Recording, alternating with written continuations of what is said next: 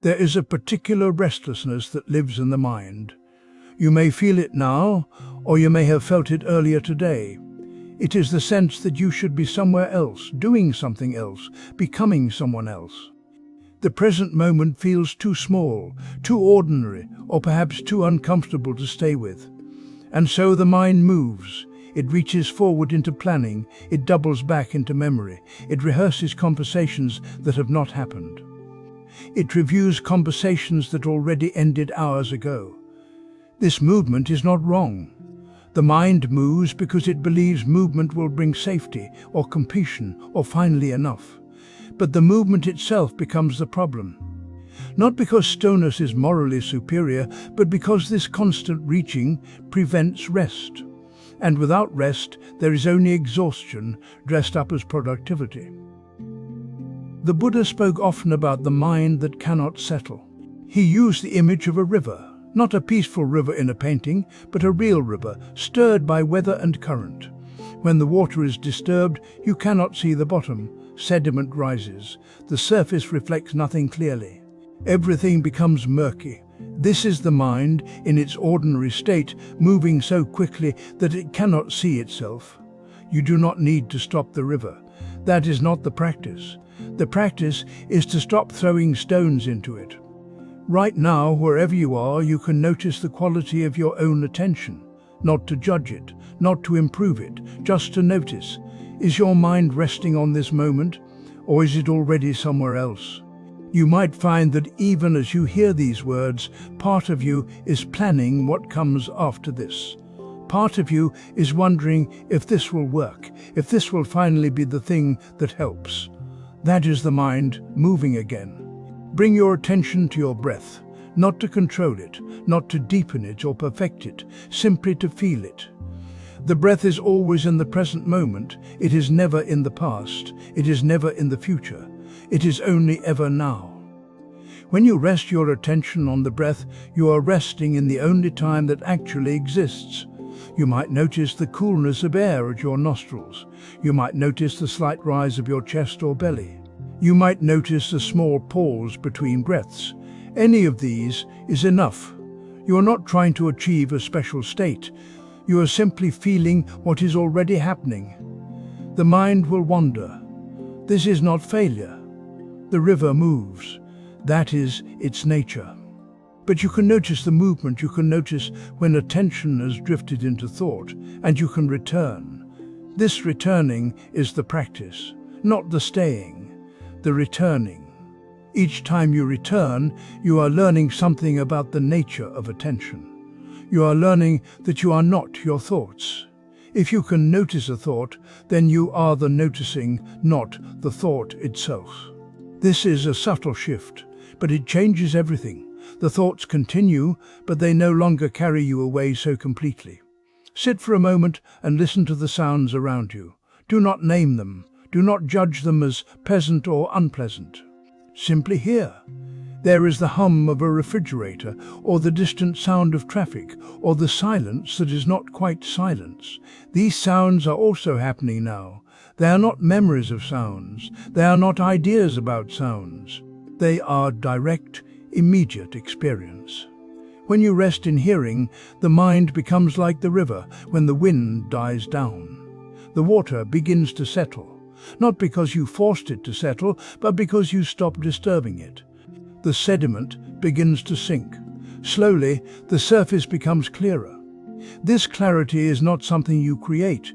It is what remains when you stop adding agitation. The present moment is not a destination you arrive at after years of practice. It is here. It has always been here.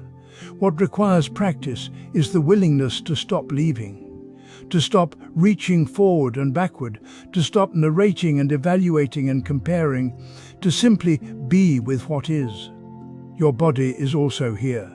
Feel the weight of your body where it makes contact with the chair or the bed or the floor. Feel the temperature of the air on your skin. Feel the small sensations that are always present but rarely noticed. A tingling, a warmth, a pressure. These sensations are not important because they are special. They are important because they are real, and they are now. This is where the practice begins. Not with big insights, not with sudden transformation, but with this: the breath, the body, the sounds, the willingness to return when the mind wanders, to return again and again. Each return is a small act of coming home. We spend so much time looking for the present moment. We read about it. We plan to find it later, after this task is done, after the noise settles, after we finally sit down to meditate properly. We treat presence like a destination we haven't reached yet. But notice what's happening right now. Your eyes are moving across these words. Air is entering your lungs. There's a quality to the light around you. Sounds are arriving and fading. All of this is already here. The Buddha offered a simple observation: do not pursue the past. Do not lose yourself in the future. The past no longer is. The future has not yet come. He wasn't giving instructions for later. He was pointing to what's already true. We lose ourselves in what happened yesterday. We replay conversations, reshape outcomes that can't be reshaped. Or we drift into tomorrow, rehearsing what we'll say, imagining how things might unfold. Both directions feel like movement, but they take us nowhere. The past is a memory arising now. The future is a thought arising now. We're always here, even when we believe we've left. There's an old image of a fish searching for water. The fish swims in circles, asking every creature it meets where the ocean is. It grows anxious, convinced it's missing something essential. Meanwhile, water flows through its gills with every breath. It's surrounded, sustained, completely immersed in what it seeks. We do this. We search for presence while breathing. We look for now while hearing, seeing, feeling. The present moment isn't hidden. It's not a skill we lack or a state we've lost. It's the only place we've ever been. When you notice you're thinking about the past, you're noticing now. When you realize you've been planning the future, that recognition happens now. Even distraction is a present moment experience. We can't actually leave. So the practice isn't about achieving presence, it's about recognizing it. 3 times today, pause. It doesn't need to be long. It doesn't need to be perfect. Just stop for a breath and notice, I am here, breathing now. Not as an affirmation, not as a goal, just as a fact. You might pause while washing your hands. The water is a certain temperature. Your skin registers it. You are here, breathing now. You might pause while walking. Your weight shifts from one foot to the other. The ground meets you. You are here, breathing now. You might pause in the middle of worry. Thoughts are moving quickly. Your chest feels tight. And still, you are here, breathing now. This isn't about stopping your thoughts or emptying your mind. It's about noticing what's already true underneath the story.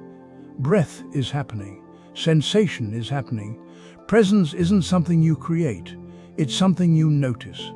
The fish doesn't need to find the ocean. It needs to stop searching long enough to feel the water. You don't need to find the present moment. You're already in it. You've never left it. Even when your mind is elsewhere, your body is here. Your breath is here. The sounds around you are here. Pause. Feel the air move in and out. Notice you are breathing. This is it. This is the moment you were looking for. You sit down to rest, but the body is here and the mind is somewhere else. Maybe it's replaying something you said yesterday, turning the words over, wondering if they landed wrong. Or it's already in tomorrow, rehearsing a conversation that hasn't happened yet, bracing for difficulty that may never come. The breath moves in your chest, but you're not with it. You're in a memory or a plan, and the present moment slips by unnoticed. This is what the mind does. It reaches backward and forward, trying to fix what's done or control what's coming. The early teachings call this a kind of craving. Not just wanting pleasant things, but wanting time itself to be different. Wanting the past to have gone another way. Wanting the future to arrive with certainty. And in that reaching, the mind tightens, the body tightens with it. There's no image for this. Picture a tree in winter, its branches heavy with ice. The weight bends the limbs downward, straining them. Then the sun comes out, the ice melts and drips away. But the tree still bends. It holds the shape of a burden that's no longer there. This is what happens when the mind clings to what's already gone or not yet real. The event is over, the future hasn't arrived, but the body carries the posture of worry. The breath stays shallow, the shoulders stay tight. You're holding the weight of something that isn't here. You can feel this if you pay attention. Notice where your mind goes when you sit quietly. Does it drift to a conversation from last week? Does it start planning tonight's dinner or next month's appointment? And when it does, what happens in the body? There's often a small contraction, a holding.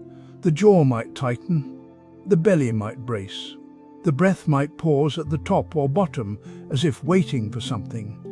The teaching doesn't ask you to stop thinking about the past or future. That's not possible, and it's not the point. What it invites you to see is how this movement away from now creates a kind of suffering, a low hum of tension, a sense of being slightly out of place even when nothing is wrong in this moment. So the practice is simple. When you notice your mind has drifted, you name it quietly. If you're replaying yesterday, you might say softly to yourself, remembering. If you're rehearsing tomorrow, you might say, planning. Not with judgment. Not as if you've done something wrong, just naming what's happening, the way you might notice clouds moving across the sky. Then you return to the breath, not forcing it, not making it special, just feeling it as it is. The coolness at the nostrils, the rise of the chest, the small pause between breaths. This is where the body actually is. This is the only moment you can touch directly.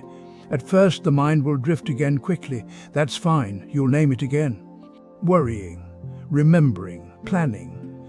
And you'll return again. Each time you do this, you're loosening the habit of living somewhere else. You're training attention to rest where life is actually happening. What you begin to notice is that most of the weight you carry isn't from what's happening now. It's from the story you're telling about what happened or what might happen. The ice has melted. The branch can straighten. But it won't. Not while you keep holding it down with thought. This doesn't mean the past and future don't matter. Of course they do. You learn from what's happened. You prepare for what's coming. But there's a difference between thinking clearly about time and being lost in it. One is useful, the other is suffering. When you rest in the present, even for a few breaths, you feel the difference. The body softens, the breath deepens. There's a small sense of arrival, as if you've been traveling and finally stopped. You're here, not perfectly, not forever, just for now. And in that small return, you see it. The tension you've been carrying wasn't necessary. The mind was bending under the weight of something that wasn't even there. You sit down to be still, and within seconds the mind is somewhere else. A conversation from yesterday, a task for tomorrow, a sound in the next room. You notice you've drifted, and you return. Then you drift again. This happens so many times that you begin to wonder if you're doing something wrong. The mind wanders, and it feels like failure. But the wandering is not the problem. The problem is forgetting that you have a way back. The Buddha offered something simple. Breathing in, I know I am breathing in. Breathing out, I know I am breathing out. Not as a command, not as something to achieve, just a quiet noticing. The breath is already here. It does not need to be summoned or perfected, it only needs to be recognized. When you lose track of where you are, the breath is still moving. When the mind spins into planning or replaying, the breath has not stopped. It continues, steady and patient, like a dock waiting by the water. Imagine a small boat tied to that dock. The rope is long enough that the boat can drift a little. The current moves it. The wind nudges it. Sometimes it floats far enough that you can barely see the line, but it is still tethered, it has not been lost. When the drifting stops, the rope is still there. The boat can be drawn back without drama, without rescue. Your attention is like that boat. It drifts.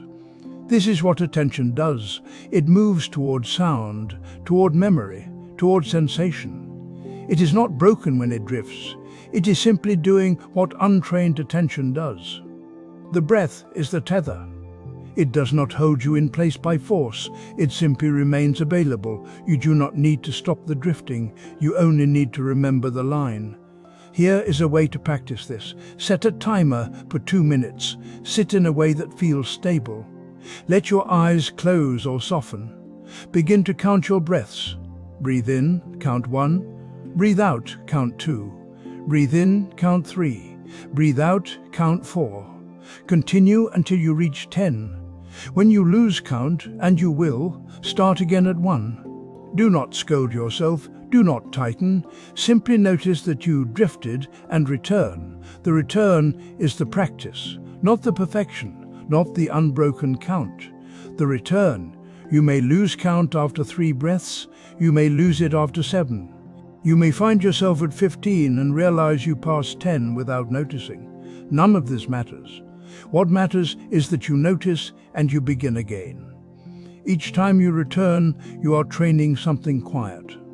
You are learning that the breath is always here. You are learning that attention can be brought back without force. You are learning that drifting is not failure. It is just drifting. The boat moves. The rope holds. You pull gently, and the boat comes back. This is not about controlling the mind. It is about recognizing what is already stable. The breath does not ask for your approval. It does not wait for you to be calm. It simply continues in and out, whether you notice it or not. When you turn your attention toward it, you are not creating something new. You are meeting something that has been with you all along. 2 minutes is enough. 10 breaths is enough. You are not building a skill that requires hours. You are noticing a refuge that is already present. When the timer sounds, sit for a moment longer. Feel the breath moving. Notice that it did not leave even when you did.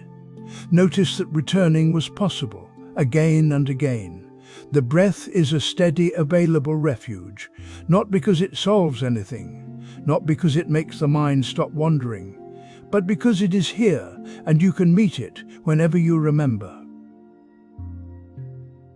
You are probably thinking about something right now, maybe a conversation from earlier, maybe something you need to do later, maybe just a low hum of planning or replaying or wondering. This is normal. The mind does this. It moves through time, gathering and sorting, always a little ahead or a little behind. Meanwhile, your body is here. Your feet are touching the ground. Your weight is resting on something solid. The temperature of the air is meeting your skin. All of this is happening now without effort, without your permission. The body does not live in the past or the future. It only knows this moment. There is an old Zen saying, "Before enlightenment, chop wood, carry water. After enlightenment, chop wood, carry water." It sounds simple, almost too simple, but it points to something quiet and true. The tasks do not change. The wood is still wood. The water is still water. What changes is the quality of attention. What changes is whether you are present for the chopping or lost in thought while your hands move. Most of the time, we are like a shadow following the body, always one step behind. The body lifts the cup, and a moment later the mind notices. The body turns the corner, and the mind is still back at the last street. We are not quite synchronized. We live in the echo of experience, not the experience itself. This is not a failure, it is just a habit. The mind has learned to narrate, to plan, to protect. It does this work constantly, and much of it is useful. But the cost is a kind of distance, a sense of being slightly removed from your own life. You can feel it sometimes, that gap. The sense that you are here, but not quite here. The body does not have this problem. It is always exactly where it is. It does not need to catch up. It does not need to prepare. It simply meets the moment, again and again, with a quiet and effortless presence. You can return to this presence anytime. Not by thinking your way there, but by feeling your way there, by letting the attention drop from the head into the body, by noticing what is already happening right now in the simplest and most direct way. Try this. Feel your feet on the ground, just for 10 seconds. Notice the pressure where your heel meets the floor. Notice the contact of your toes. Notice if one foot feels heavier than the other. Notice the temperature. Is there warmth, coolness, a sense of weight settling downward? You do not need to change anything. You do not need to fix your posture or adjust your stance. Just feel what is already there. The ground is holding you. It has been holding you this whole time. Your feet know this. They have been in conversation with the earth, quietly, without fanfare, without needing your attention at all. When you bring your attention there, something shifts. The narration slows, the planning softens, the shadow begins to catch up with the body. You are not trying to stop thinking, you are just noticing something else, something more immediate, something that does not require language or interpretation. This is the doorway. Not a grand entrance, not a dramatic threshold, just a small, ordinary noticing. The feeling of your feet, the weight of your body, the breath moving in and out without effort, without instruction. Before enlightenment, chop wood, carry water. After enlightenment, chop wood, carry water. The practice is not about becoming someone else. It is about being here for this, for the wood, for the water, for the 10 seconds of feeling your feet on the ground. The present moment is not somewhere you have to travel to. It is where your body has been all along, patiently waiting for your attention to arrive. There's a particular tightness that arrives when something uncomfortable enters our day, a dull ache in the lower back, a conversation that didn't go the way we hoped, the sound of a neighbor's dog barking just as we sit down to rest. The first impulse is to make it go away. We shift position, replay what we should have said, close the window, turn on music, check our phone, anything but let it be. This pushing away feels necessary. It feels like self-care. But if you watch closely, you might notice that the discomfort itself is often small, while the effort to avoid it grows large. The ache becomes a problem to solve. The conversation becomes a story we tell ourselves again and again. The barking becomes proof that we can't have peace. What started as a passing sensation becomes a wall we lean against all day. There's an old teaching that says pain is inevitable, but suffering is the resistance to pain, not as a rule to follow, but as something you can test in your own experience. Pain here means anything unpleasant, a physical sensation, a difficult emotion, an unwanted sound. It arises because conditions arise. Suffering is what happens when we brace against it, when we insist it shouldn't be here, when we clench around it and try to hold it away. Imagine holding a door closed against a gentle breeze. The breeze itself would pass through in moments if the door were open. It has no weight, no agenda. But when you press your shoulder against the door, your muscles tighten, your breath gets shallow. You have to stay there holding because you've decided the breeze is a threat. The effort to keep it out becomes the burden. The breeze would have moved on. But you're still there, leaning, tense, unable to rest. This is what aversion does. It turns a passing experience into something we have to manage. The discomfort might last 10 seconds, but the resistance can last all morning. We think we're protecting ourselves. We think we're creating space for peace. But the act of pushing away is itself the disturbance.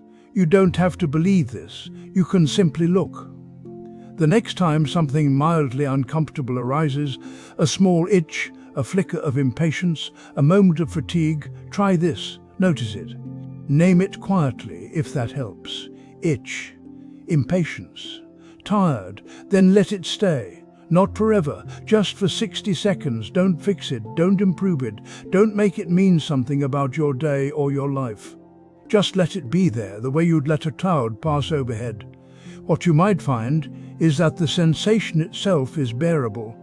It's the layer of no, the mental flinching, the narrative about why it shouldn't be happening that makes it heavy.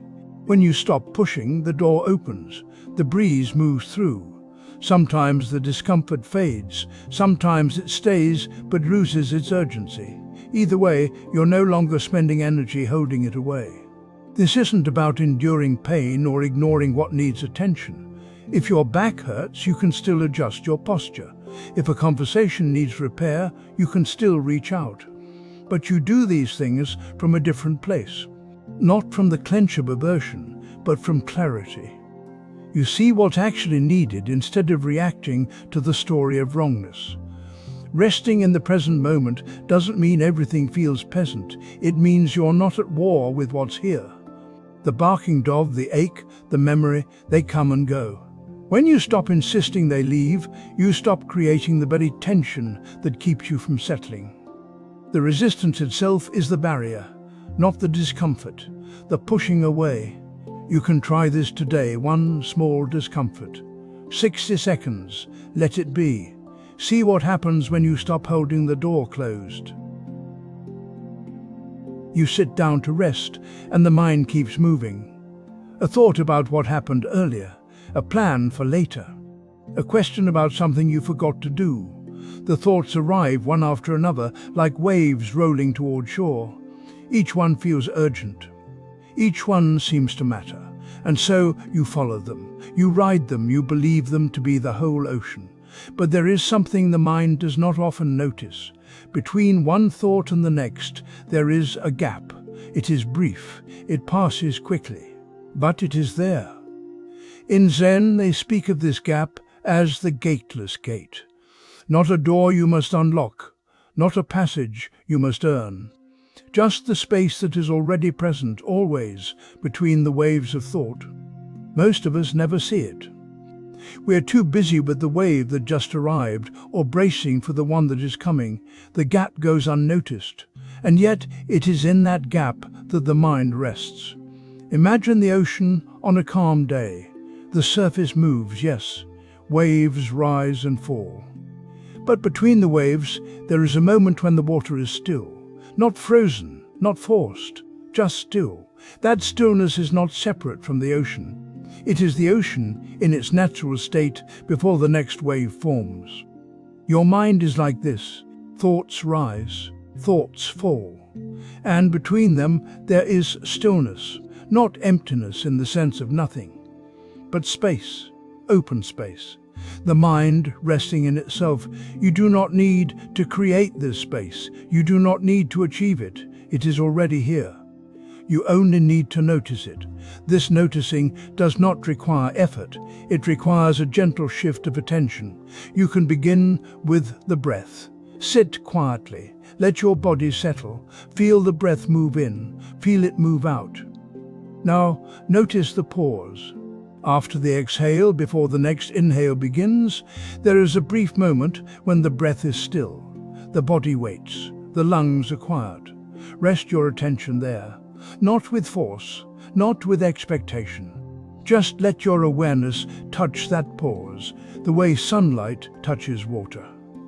You may notice that in this pause, the mind also pauses. For just a moment, there is no thought, no plan, no question. Just the quiet between breaths. This is the gap. At first, it may feel like nothing. You may think you are doing it wrong. You may wonder if you are supposed to feel something more. But this is not about feeling something more. This is about noticing what is already here. The gap is not dramatic. It does not announce itself. It is soft. It is ordinary. And because it is so ordinary, the mind often overlooks it. But when you rest in that pause, even for a second, something shifts. The wave of thinking loses its grip. The urgency fades. You are no longer riding the thought. You are resting in the space that holds all thoughts. This is not a state you can hold on to. The next inhale will come. the next thought will rise. And that is fine. You are not trying to stop the waves. You are simply noticing the stillness between them. Over time, this noticing becomes easier. The gap reveals itself more often, not because you are getting better at meditation, but because you are learning to see what was always there. And in that seeing, the mind begins to trust the stillness. It begins to rest, not as an achievement, but as a return. Like the ocean returning to itself between waves. You do not need to do anything with this. You do not need to understand it fully. You only need to sit quietly, feel the pause after the exhale, and let your attention rest there. The gateless gate is not somewhere else. It is here, in the space between this breath and the next, in the gap between this thought and the one that follows. Right now, as you read this, there is a pause. A moment when the mind is not grasping, not planning, not resisting. Rest there. There is a quiet restlessness that moves through most of our days. We sit down with tea and already we are thinking about what comes next. We finish one task and reach for another. Even in stillness, the mind is scanning for something incomplete, something that needs attending to. The present moment becomes a waiting room. We treat it as the place we pass through on the way to somewhere better. This is not a failure of discipline. It is simply what the mind does when it believes that this moment, as it is not enough. The Mahayana teachings offer a different view. They suggest that samsara and nirvana are not two separate places. The world of struggle and the world of peace are not divided by distance or effort. The awakened mind sees this moment as complete, not perfect, not ideal, but whole. Nothing is missing. Nothing needs to be added or taken away for this moment to be what it is. This can sound abstract at first, but it points to something you can feel directly. Imagine polishing a mirror that is already clear.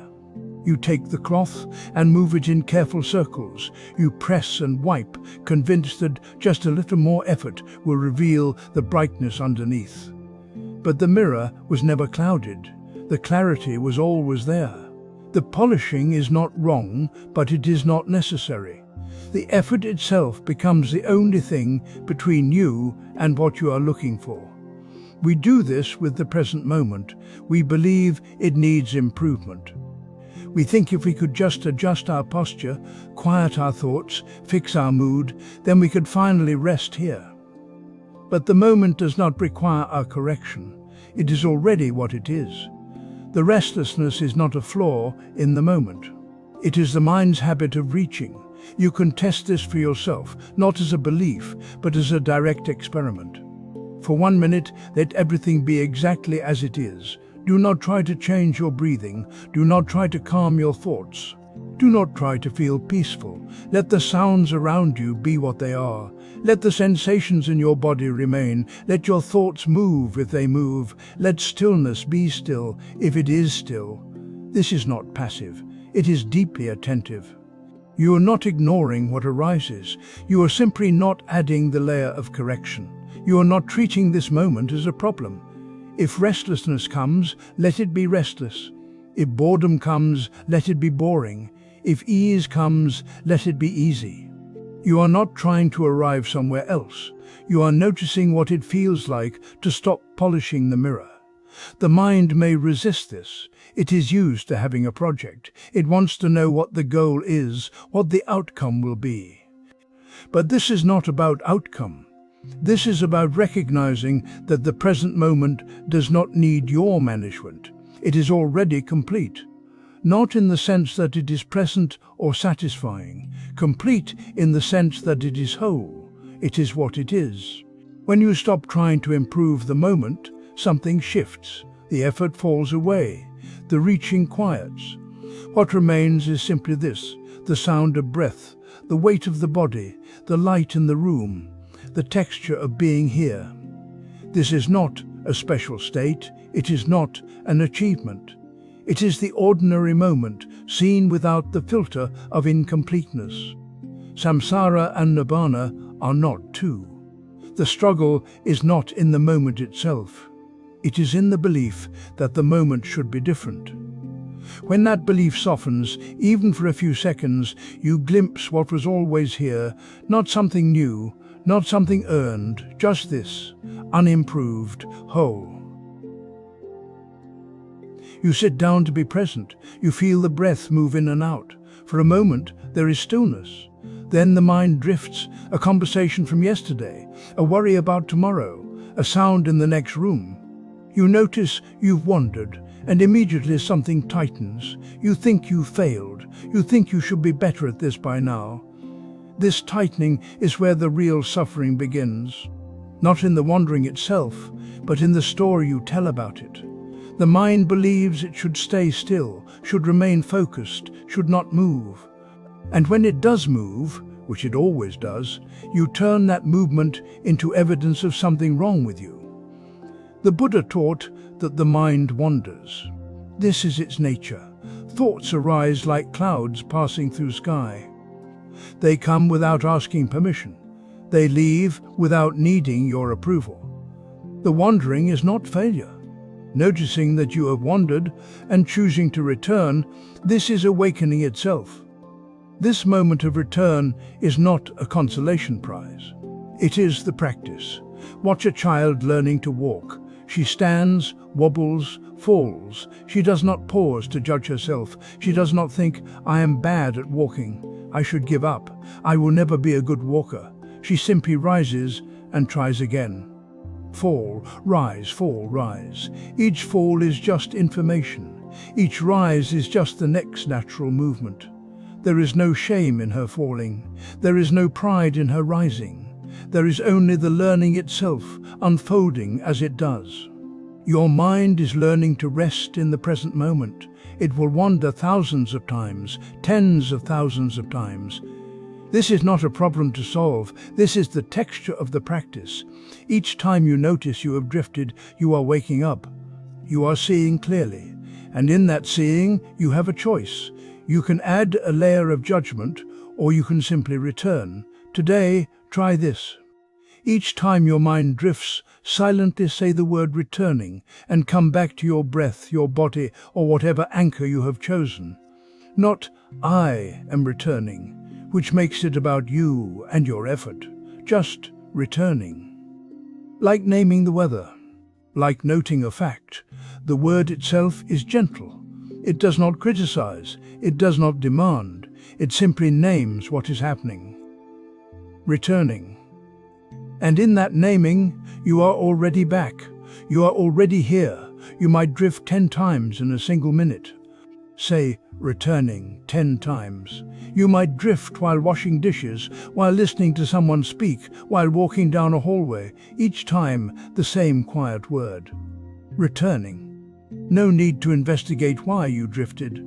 No need to trace the chain of thoughts, just the soft acknowledgement and the soft return. This is compassion in action. Not compassion as a grand feeling, but compassion as a simple choice. The choice not to add harm. The choice not to make the wandering mean something about your worth. The mind wanders because it is a mind. You return because you can. Some days the returns will feel easy. Other days they will feel effortless. And some days you will drift so often that the word returning becomes almost constant. This too is fine. The practice is not measured by how still you become. It is measured by your willingness to begin again. And again. And again. And again. Each return is a small kindness. Each return is a moment of waking up. You do not need to wait until you are good at this. You do not need to earn the right to be gentle with yourself. The gentleness is available now, in this moment, in this return. The child falls and rises without shame. You can notice and return without shame. This is the practice, not the staying, but the coming back, not the stillness, but the willingness to begin again. Returning. We spend so much time reaching for what comes next. Even while we're doing one thing, part of us is already leaning toward the next. We eat breakfast while thinking about lunch. We finish one task and immediately scan for the next. We take a breath, and before it's even complete, we're already moving towards the one after it. This isn't a failure, it's just what the mind does.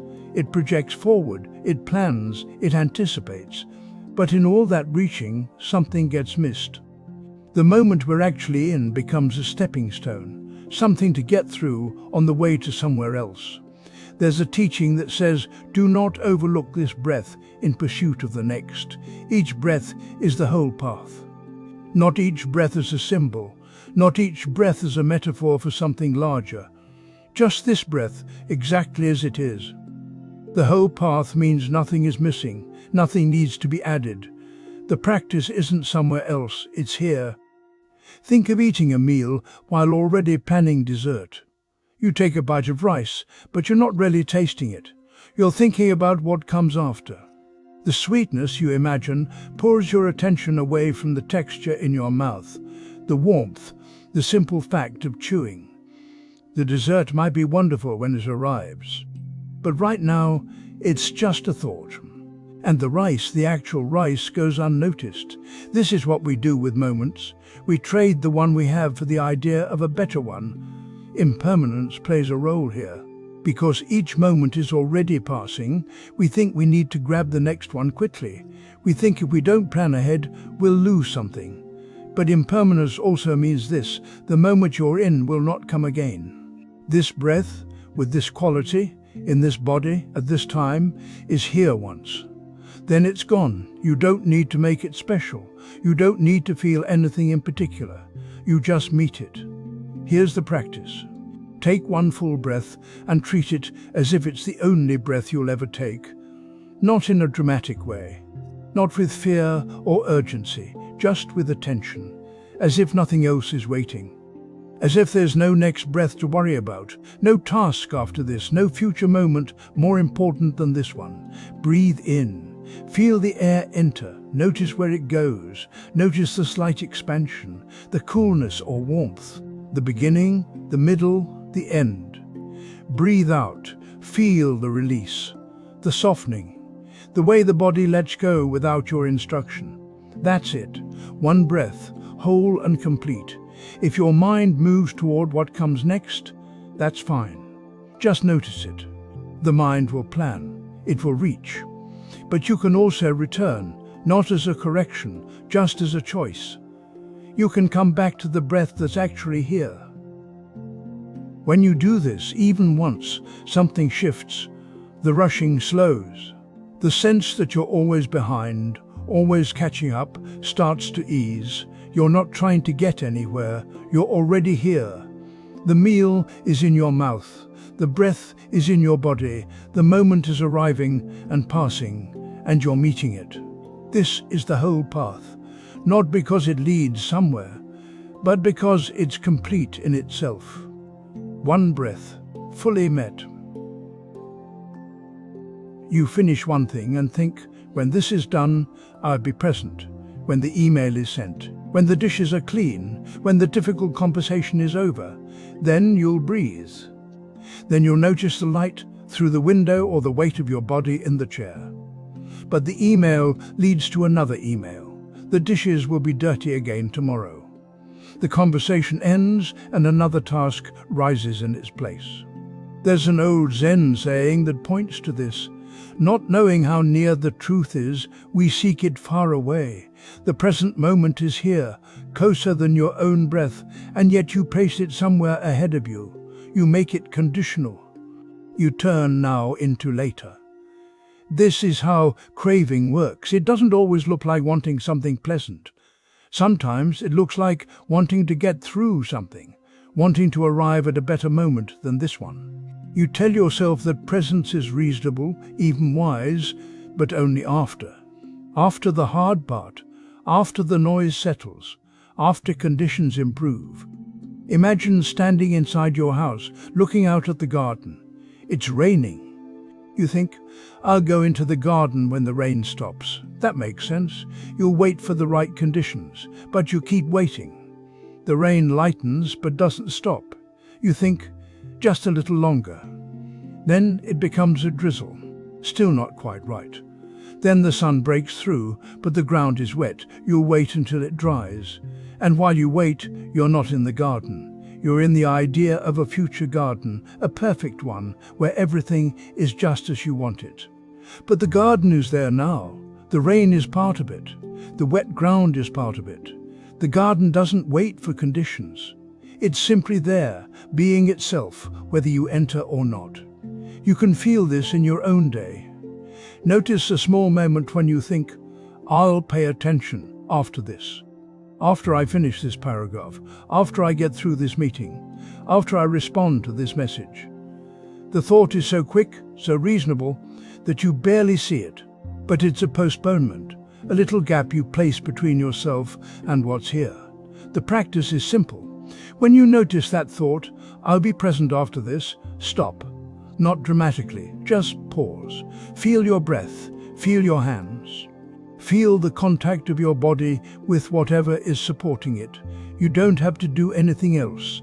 You don't have to fix the moment or make it special. You're just choosing to be here during the task, not after it. This doesn't mean you stop working. It means you stop pushing presence away. You let the breath move while you type. You feel your feet on the floor while you listen. You notice the temperature of the air while you wash the cup. The task continues. But you're not waiting for it to end before you arrive. At first, this might feel inefficient. You might think presence will slow you down. But notice what actually happens. When you postpone presence, you're tense. You're leaning forward into the next thing. Your body is tight. Your mind is already 3 steps ahead, and none of those steps are real yet. When you allow presence during the task, there's a softness. The task doesn't take longer. You're just not at war with it. Later never comes. You know this already. You've waited for later 1,000 times, and when it arrives, it's now again. And if you're still postponing, you place presence one more step away. The rain will always be something. The ground will always be wet or dry or uneven or too bright or too cold. There will always be a reason to wait. But you can step into the garden now. You can feel the rain. You can let the present moment be what it is, without needing it to be otherwise first. This is not a grand shift. It's a small turning. A choice made quietly, again and again. Not after, during, here, now. You may have noticed how often you reach for the present moment. You remind yourself to be here. You tell yourself to stay now. And yet the more you try to hold it, the more it seems to slip away. This reaching is natural. We have been taught that presence is something we must achieve, that we must grasp it before it disappears. So we tighten around now, as if it might escape us. But the present moment is not something you can lose. There is a teaching that says the present moment needs nothing from you. It holds you without effort. This is not a promise or a reward. It is simply what is already happening. Right now, as you hear these words, the moment is here. It does not wait for your approval. It does not require your focus or your discipline. It arrives whether you are ready or not. Think of a leaf floating on water. It does not cling to the surface. It does not try to stay afloat. The water holds it. The leaf simply rests, carried by something larger than itself. You are like this leaf. The present moment is like this water. When you try to grasp now, you are like a leaf trying to hold onto the river. It cannot be done. The effort itself creates the feeling of separation. Find a place where you can lie down or sit comfortably. Let your body settle. Feel the surface beneath you. Notice how it meets your weight. You do not have to hold yourself up. The ground does this. The chair does this. You can let go. Feel your shoulders. Are they carrying something? You can release them. Feel your jaw. Is it tight? You can soften it. Feel your belly. Is it held? You can let it rest. This is not about forcing relaxation. It is about noticing where you are already being held. The breath moves in and out. You do not have to make it happen. It arrives, it leaves. The body knows what to do. The sounds around you come and go. You do not have to track them. They appear, they fade. The moment holds them without effort. Your thoughts rise and fall. You do not have to manage them. They come, they pass. The present moment has room for all of it. When you notice you are reaching again, trying to capture now, simply feel that reaching. Do not judge it. Do not push it away. Just notice the tension of trying to hold on. And then feel what happens when you stop. The leaf does not decide to float. It is already floating. You do not decide to be here. You are already here. The present moment is not waiting for you to arrive. You are already held. This is equanimity, not the absence of feeling, but the end of grasping. Not the absence of thought, but the end of clinging. You rest in what is as it is without needing it to be different. Lie here a little longer. Let your weight sink. Let the moment carry you.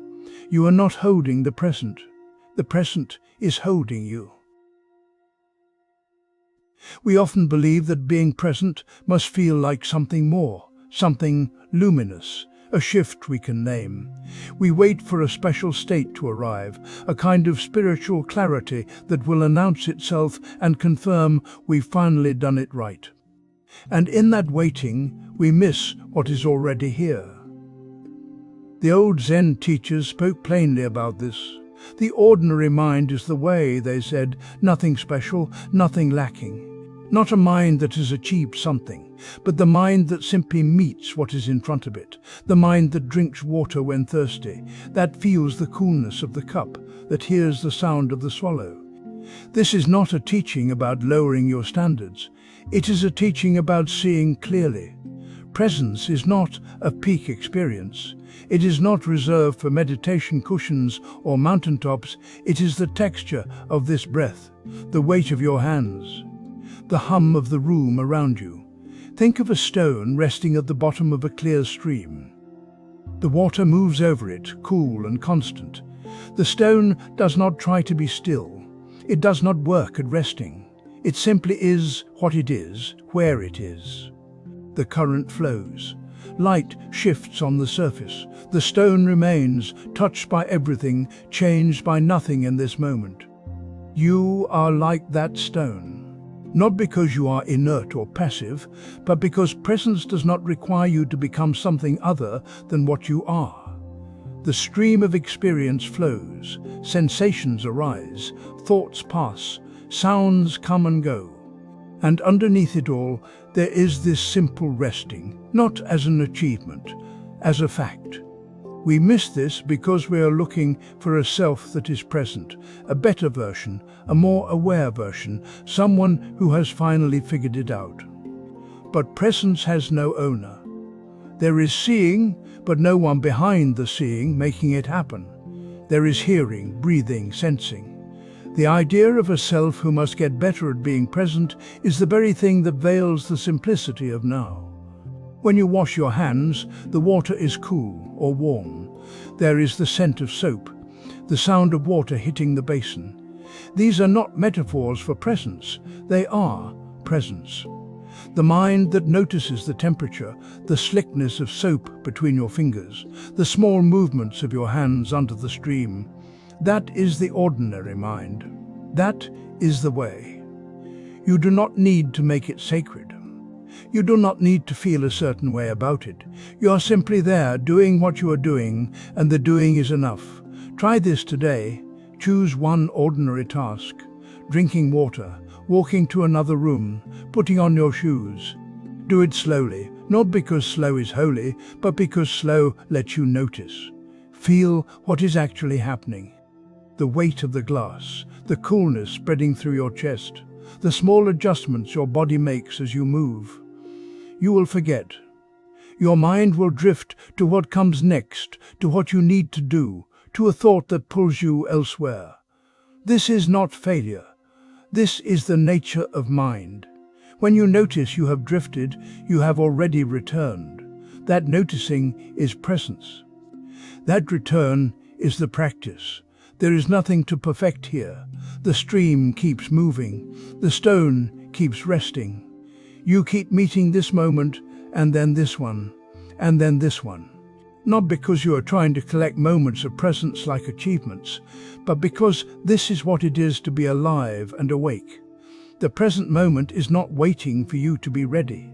It is here, now, as you read these words, as you breathe, as you sit or stand or lie down. It does not require your approval. It does not need you to feel peaceful or centered or anything at all. It simply is. And so are you. Ordinary, complete, resting in the stream of what is. The practice of resting in the present moment is not something you complete. It does not have a finish line where you arrive and stay forever. This is important to understand, not as a disappointment, but as a relief. You are not trying to achieve a permanent state of presence. You are simply learning to return. Again and again, you return. Each time you notice you have drifted into thought, into planning or remembering, and you gently bring your attention back to breath or sensation or sound, you are practicing. That moment of return is the practice itself, not the staying, but the coming back. This is where the real work happens, in that quiet pivot of awareness.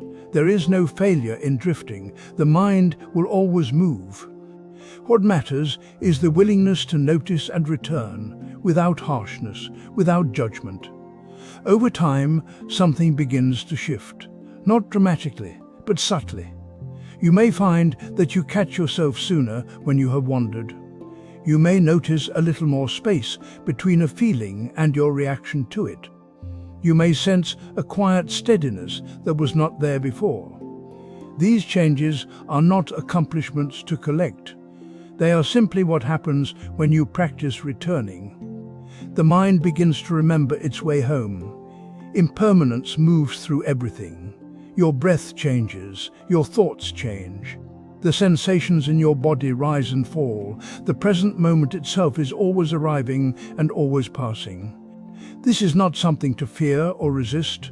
When you rest in the present, you are resting in change itself. You are learning to be at ease with the flowing nature of experience. There is a tenderness in this. Nothing is fixed. Nothing is solid. Everything is moving, including you. And in that movement there is a kind of gentleness, a softness that allows you to hold your experience more lightly. You do not need to grip your life so tightly. You do not need to freeze this moment or push away the next one. You can let things come and let things go. This is what it means to rest. Not to stop the river, but to sit beside it and watch it flow. Not to control your experience, but to meet it with openness. The present moment asks very little of you. It only asks that you be here, as you are, without pretense. There will be days when this feels easy. There will be days when it feels impossible. Both are fine. The practice does not depend on ideal conditions. It does not require that you feel calm or centered or particularly wise. It only requires that you show up. That you sit or stand or walk and bring your attention to what is here. Even if what is here is restlessness or boredom or sadness, especially then. The present moment includes everything. It does not turn away. As you continue, you may begin to notice that presence is not something you create. It is something you uncover. It has always been here, beneath the noise, beneath the striving. You are simply learning to recognize it, to rest in it, to trust it. This recognition is quiet. It does not announce itself. It simply becomes familiar, like the feeling of your own breath, steady and close. There is a gratitude that can arise from this practice. Not a forced gratitude, not a list of things you should be thankful for, but a quiet appreciation for the fact that you are here, that you are breathing, that this moment is available to you. Life continues to offer itself moment by moment, and you are learning to receive it. That is enough. That has always been enough. If you feel drawn to continue exploring these ideas, there are other reflections here that may support your practice. But there is no urgency, no pressure. You can return whenever you wish. or you can simply sit with what has been offered here, letting it settle in its own time. For now, let yourself rest. Let your breath move as it moves. Let your body be as it is. Let the present moment hold you, just as you are learning to hold it. There is nowhere else you need to be, nothing else you need to do. This moment, exactly as it is complete.